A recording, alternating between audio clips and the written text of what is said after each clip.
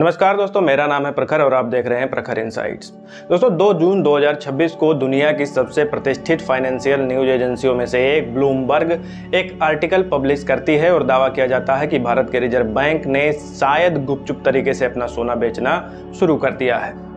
Article में लिखा था कि ईरान युद्ध और गिरते विदेशी मुद्रा भंडार को बचाने के लिए आरबीआई ने शायद $12 बिलियन का सोना बेच दिया है। जैसे ही ये शब्द सोना बेच दिया भारतीयों के कानों में पड़े, पूरे देश में एक साइकोलॉजिकल पैनिक फैल गया। राजनीति में भूचाल आ गया, न्यूज चैनल्स पर डिबेट शुरू हो गई। लेकिन क्या ब्लूमबर्ग जैसी बड़ी एजेंसी से कोई इतनी बड़ी चूक कैसे हो सकती है?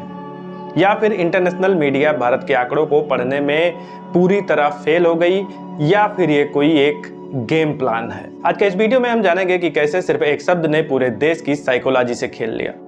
इस शब्द के बाहर आते ही लोग डर से गए, एक अलग ही माहौल बन गया और तमाम तरह से बातें होने लगी, क्योंकि भारत में सोने को सिर्फ एक धातु नहीं बल्कि आखिरी उम्मीद माना जाता है। 1991 में जब भारत कंगाल होने की कगार पर था, तब हमें अपना 67 टन सोना लंदन और स्विट्जरलैंड में गिरवी रखना पड़ा था। वो डर आज भी भारतीयों के सबकॉन्शियस माइंड में बैठा हुआ है। ब्लूमबर्ग की रिपोर्ट ने इस डर को ट्रिगर किया। उन्होंने एक बहुत ही चालाकी भरा शब्द इस्तेमाल किया, मे हैव ऑफलोडेड, यानी शायद बेच दिया हो। साइकोलॉजी में इसे कंफर्मेशन बायस कहते हैं।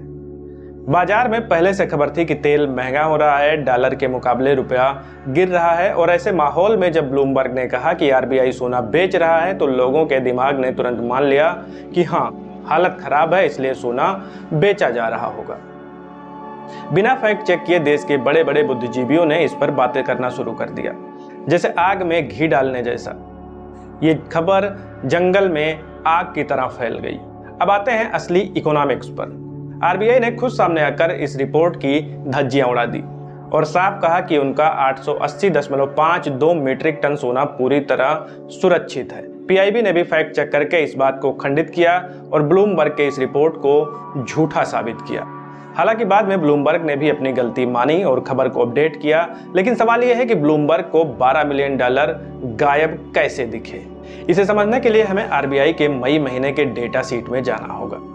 देखिए, इकोनॉमिक्स में दो चीजें होती हैं, वैल्यूम और वैल्यूएशन। आरबीआई अपना डेटा रुपयों में भी निकालती है। 15 मई को आरबीआई के पास रखे सोने की कुल वैल्यू थी लगभग 11,45,000 करोड़, लेकिन ठीक एक हफ्ते बाद 22 मई को यह वैल्यू गिरकर हो गई 10,98,000 करोड़ रुपए।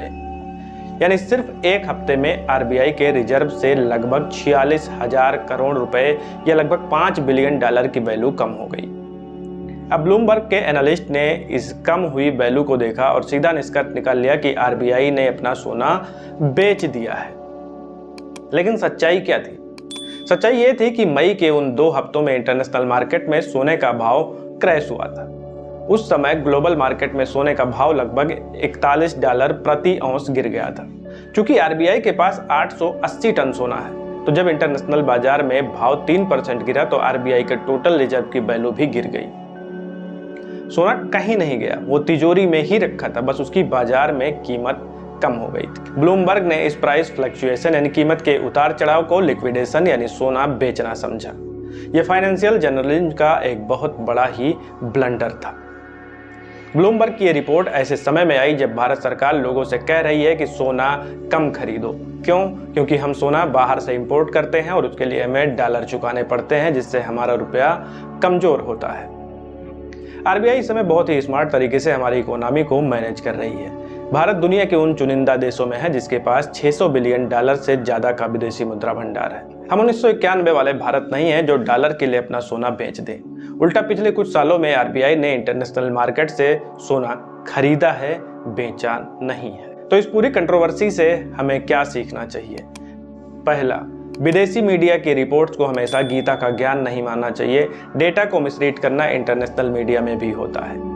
दूसरा, जब भी इकोनॉमी से जुड़ी कोई पैनिक करने वाली खबर आए तो अपने कंफर्मेशन बायस को रोकें और ऑफिशियल सोर्सेज जैसे आरबीआई या पीआईबी का इंतजार करें। अगर आपको इस वीडियो में ब्लूमबर्ग की गलती और असली इकोनॉमिक्स का ये डीप डाइव समझ में आया हो तो इस वीडियो को लाइक करें।